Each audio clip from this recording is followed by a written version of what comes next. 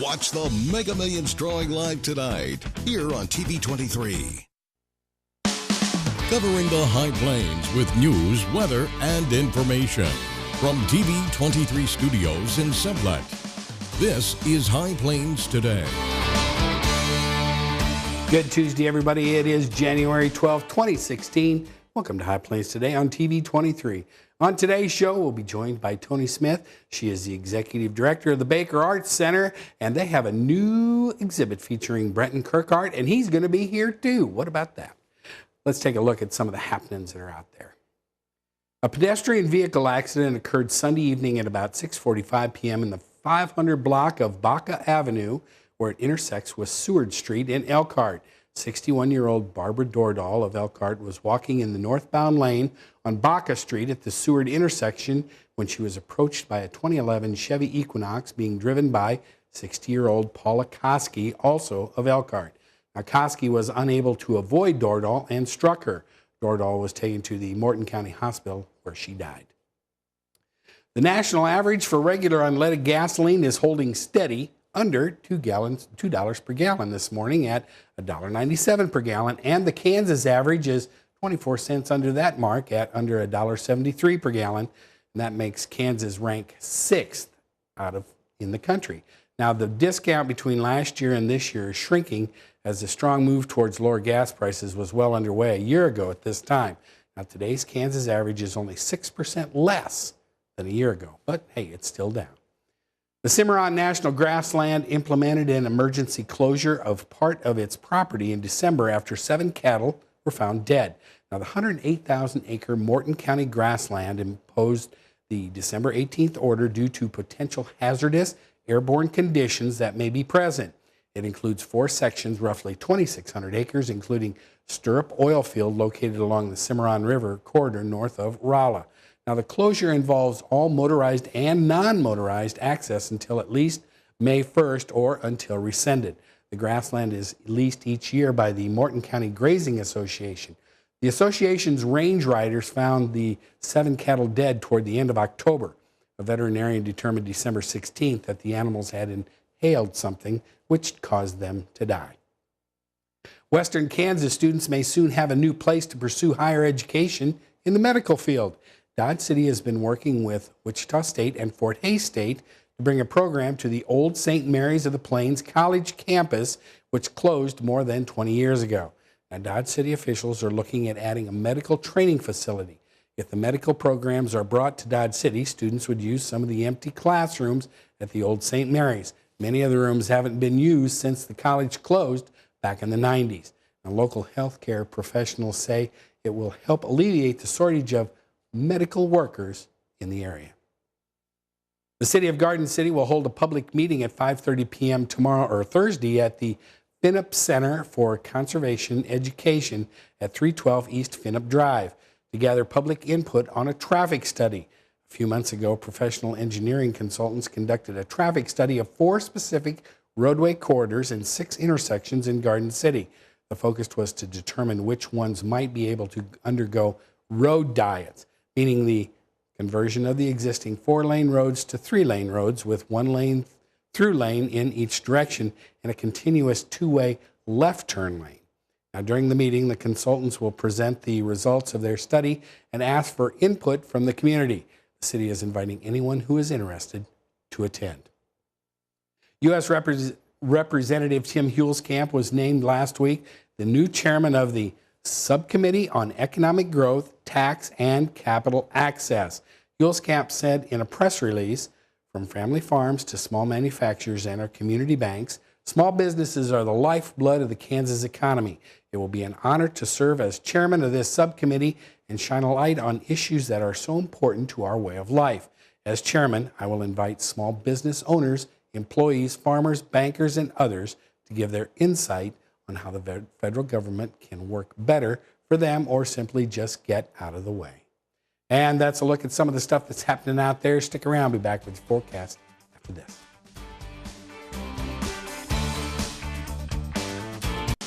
You're watching High Plains Today on TV23 with host Chris Jewell.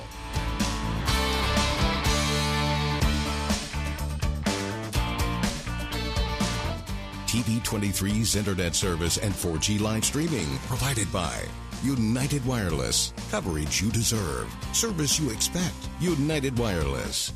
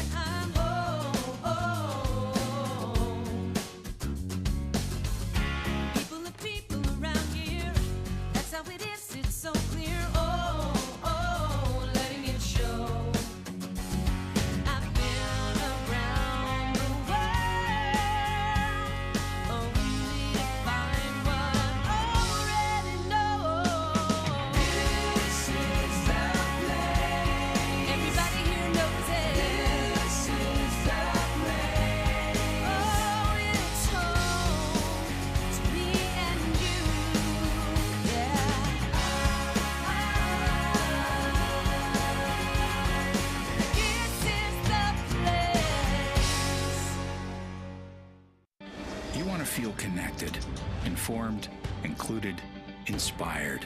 So when important things happen, we're here. Your local TV and radio broadcasters. America's #1 source for news, weather, and information. On every screen in your life.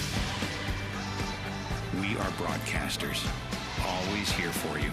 Wherever here may be. Text TV to 52886. Tell Washington local stations matter. So, I got this new family, and I don't know what it is about this one, but she can't seem to put down that toy all day long. Tap, tap, tap, tap. Oh, and she even talks to it. She talks to that more than she talks to him. What's up, bro? Nice shirt. Who's she talking to? Her mom? She talks to her mom a lot.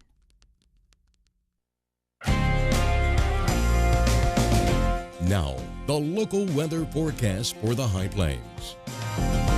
And welcome back. We're looking straight west down US Highway 54, downtown Buckland, America. You can see it's a bright, sunshiny day out there. Well, let's take a look at our readings here at the station. 42 degrees, relative humidity 39%. Winds are pretty calm. Barometric pressure is slightly on the rise. Lots of sunshine out there. Look at the current temperatures around the region. Everybody is climbing into the 40s. Cool spots, Pratt at 34, Hayes 34, Perryton 37, Lamar 39. Everybody else already climbing into the 40s. Looking at our current dew points, all pretty low. Middle to high teens into the low 20s. Looking at our current wind speeds, they're all over everywhere since they're pretty light and variable all around the region. We've got winds out of the east, out of the west northwest, out of the south southeast, you name it, we got it. Anyway, it's not bad though. There's not a lot of wind out there, and we like it on days like that. Looking at our highs and lows as recorded at the Garden City Regional Airport. Yesterday's high was 49, 72 back in 1986. 15 was the overnight low. Minus 16 back in 1962. And you can see no new precipitation in the bucket as of yet. Looking at our forecast for today, 47 degrees, lots of sunshine. Winds are only going to be out of the north at 7. Can't beat that with a stick. Looking at tonight, it's going to be a little chilly again. 18 for our overnight low. Lots of no clouds, lots of stars. Winds are going to shift around to the south at 9. And then tomorrow, 53 for the high. More sunshine. You know, we can see even higher than this later in the week. Winds are going to be out of the west-northwest at 9, shifting to the south-southwest tomorrow afternoon. 23 tomorrow night, clear. South-southwest at 10. Looking at the 7-day, you can see we're climbing back into the 50s. Get back towards the weekend. They still have that 20% chance of precipitation on Sunday. Yesterday it was rain. Now it's snow. But I look for it to go away. If there is anything that's going to come in, it's not going to be that bad. Lows are pretty much going to be in the 20s for the next 7 days. That's a look at the weather. Be back with your markets after this.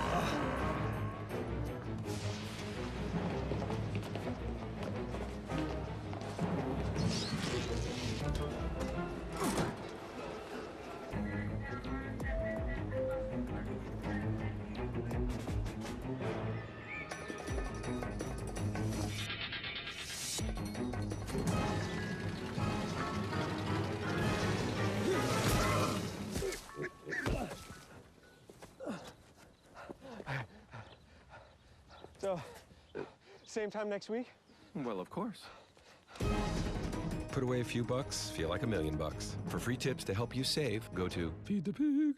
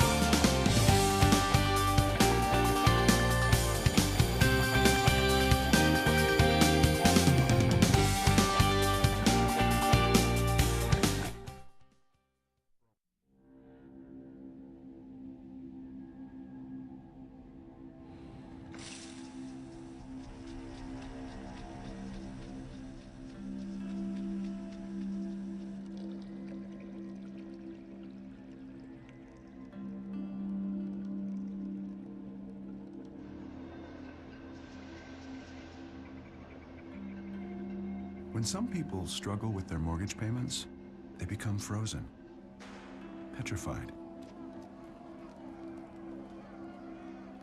Not knowing what to do, they do nothing.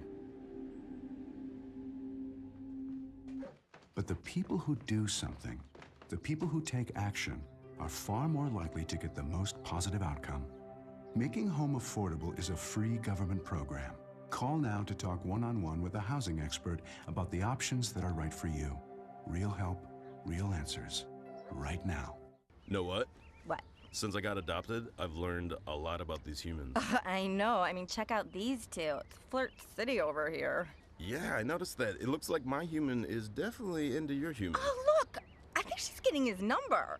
Nice. Your human's got some sweet moves. Takes after his dog. Oh, look, they're doing that thing where they put their arms around each other. She kicked up a leg. It's like in the movies. That's awesome. Looks like we're going to be hanging out a little bit more. So, I just moved in with this family, and it's embarrassing. The little one, he likes to go outside and crawl around in the giant litter box.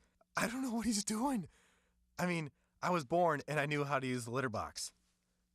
Look at that. That's disgusting. Oh, poop already. You're making me nervous. Oh, okay, I can't look at this anymore. I really hope he grows out of this, for his sake.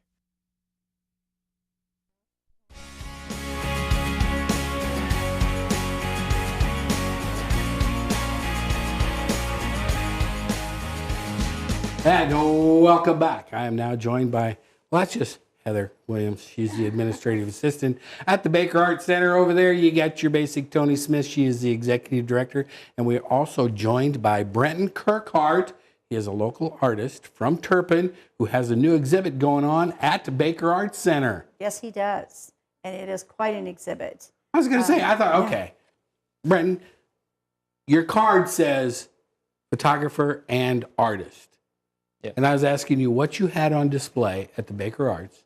And you have photography, you have painting, you have pottery, you have jewelry, you got all kinds of stuff. You do just a little, and then you said you're taking a glass blowing class. Yes. Excuse me. Multi-talented. No kidding. Yeah. Yeah, it's just like he needs more to do. Well, and these are the kind of exhibits that Baker really likes to have, because then it's an array of everything in 2D, 3D, and photography. So we've loved it so far. We had a wonderful exhibit opening this last Saturday evening. And, I mean, lots of people came to see it and sold a piece. And, yeah. Still getting phone calls by friends. And You're already selling family. stuff? Yeah. Yes, isn't that fabulous? Are you the salesperson? I am. Did you get big bucks? Well, we try. Heather, you're killing me. You're killing me today. Okay, so Brent, let me ask you, how did you get involved in all of this? I mean, did you get into photography first? Did you get into art? Did you get into I mean, where did all this start? Well, I would say my mother, Tara Kirkhart, she was a good influence, and my dad as well. My dad did a lot of draft work when he was in college, but my mom, she was a home economics teacher, so she was really crafty. And ever since I was 3, or pick something up, I started painting and doing some drawing and stuff. So we'd actually play this doodling game kind of thing. She would draw a squiggly line, and she goes, "Okay, use your imagination and create something with this line that I drew you." And I'd do the same thing with her, and just played a little game growing up. But that's how I got into that.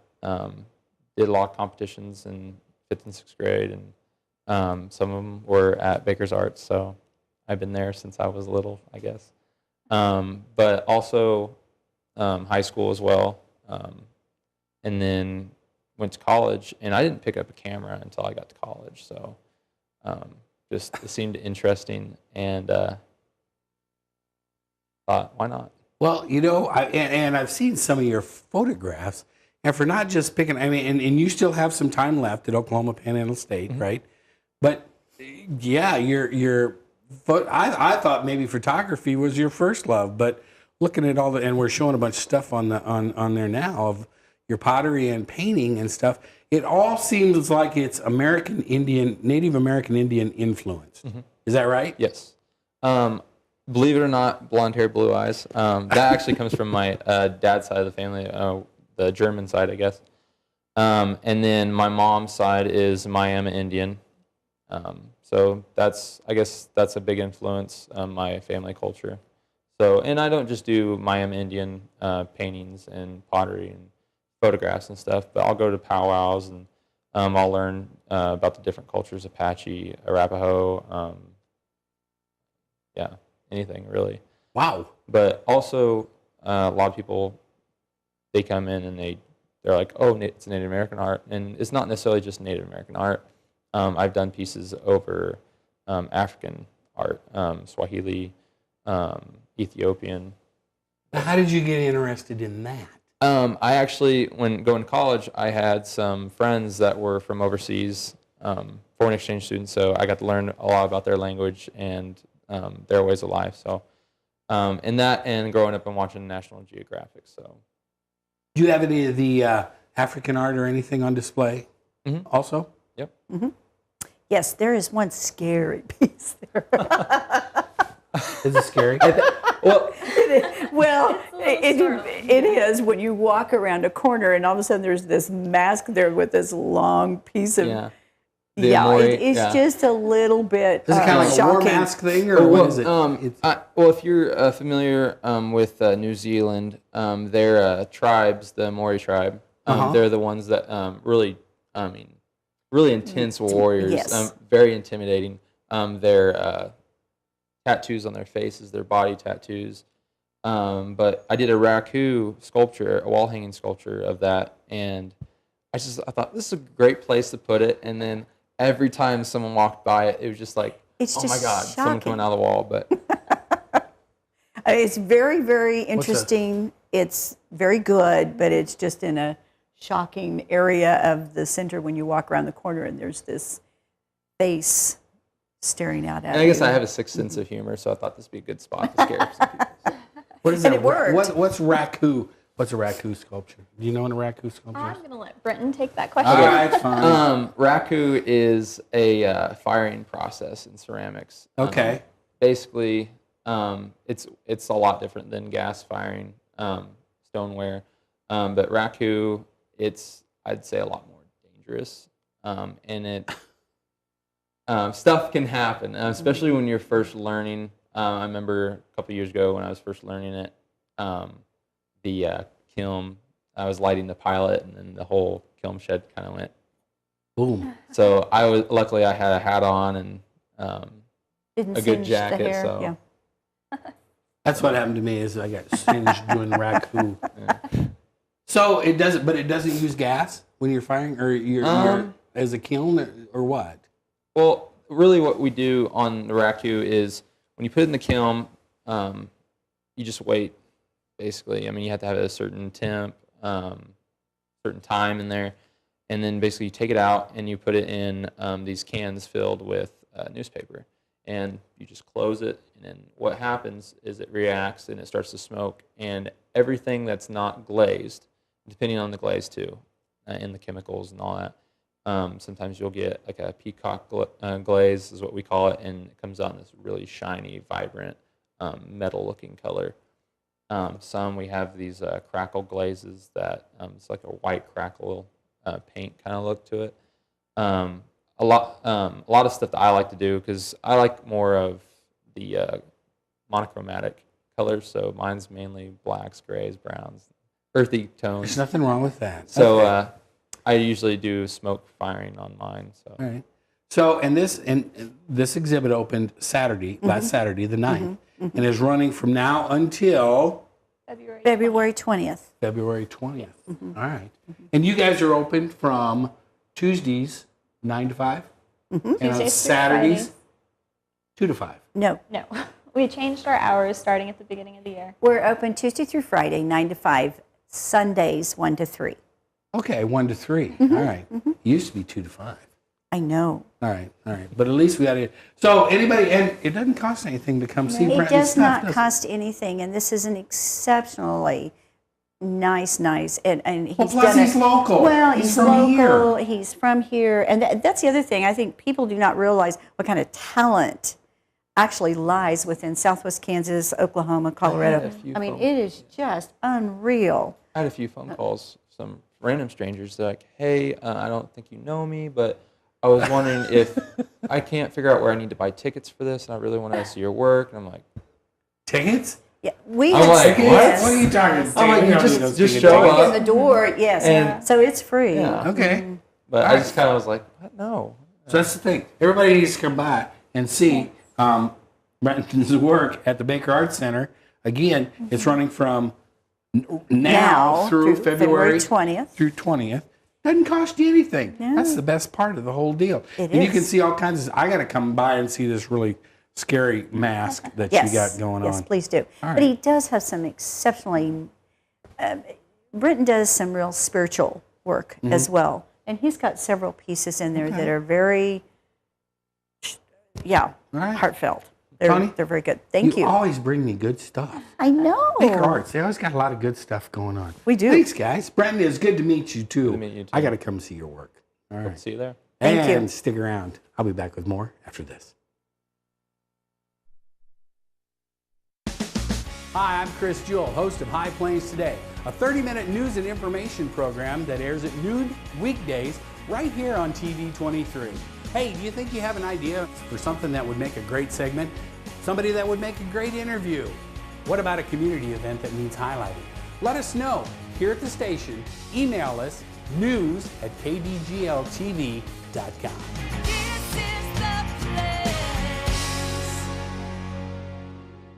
Life's a little different here in Southwest Kansas. We do things our own way with a can-do spirit and strong family values, which means we treat people right, and we want the best value for our dollar.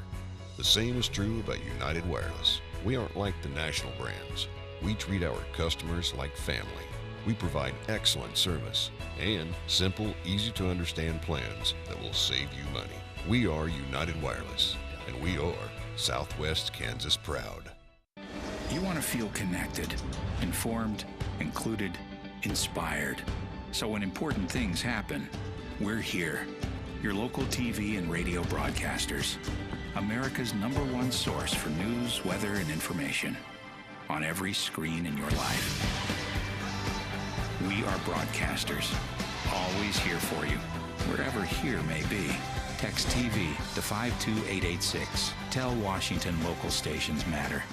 So, I'm kind of new here, but I've noticed a trend. My human does this funny thing where she goes around and gets all my toys, and then she hides them in that basket by the door. You know, but it's always the same basket, and it's always in the same place.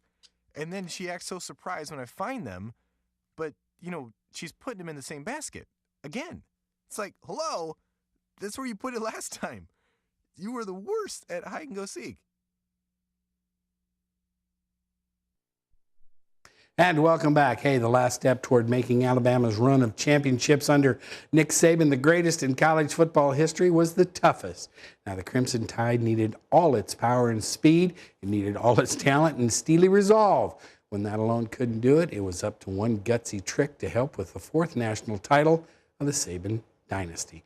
Derrick Henry, O.J. Howard, and Kenyon Drake hit #1 Clemson with long touchdowns, and #2 Alabama outlasted the dynamic play of Deshaun Watson to win the college football playoff championship 45-40 last night. That's not too bad. It was kind of a good game. I didn't make it the whole way, though. People, I had the bedtime of a 5-year-old, so I had to get to bed before it was over. Hey, and K-State, guess what? Bill Snyder coming back again next year. He'll be your coach right there at Bill Snyder Family Stadium. Well, let's take a last look at our weather before we get out of here. 43 degrees. Relative humidity is 39%. Winds are calm. Barometric pressure is on the rise. Hey, it's going to be a nice warm week. It's going to cool off towards the weekend. There is a 20% chance of snow, maybe on Sunday. That may go away. Lows are going to be in the upper teens and the 20s. But look at them highs, 40s and 50s. Go out and make it a great Tuesday, everybody. See you back here tomorrow.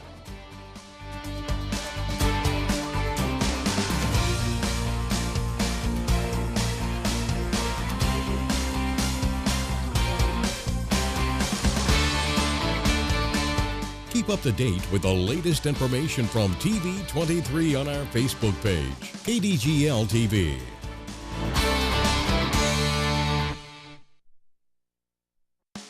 Hi, Chris Jewell, host of High Plains Today, a 30-minute news and information program that airs weekdays at noon right here on TV23. We talk about news, we talk about sports, we talk about weather, we're even going to talk entertainment. We'll have live guests right here on set with me. So, every day at noon, tune in, High Plains Today. We'll see you then. Weekdays here on TV23.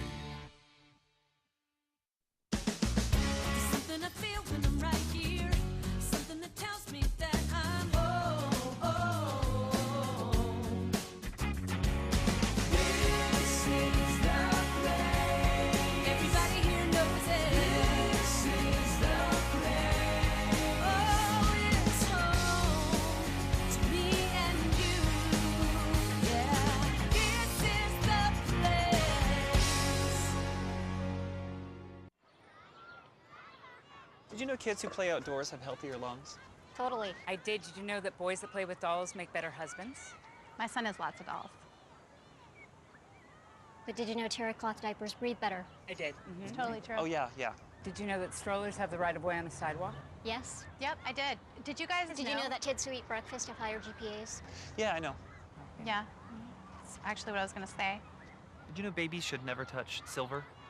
It's really bad for them. I knew that. Did you guys know that statistically friendly kids have more friends? Mm-hmm.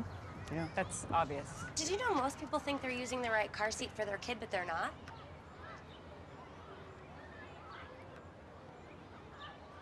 Parents who really know it all know for sure that their child is in the right seat at the right age and size. Visit safercar.gov/the-right seat to make sure your child is protected. I'm putting that on my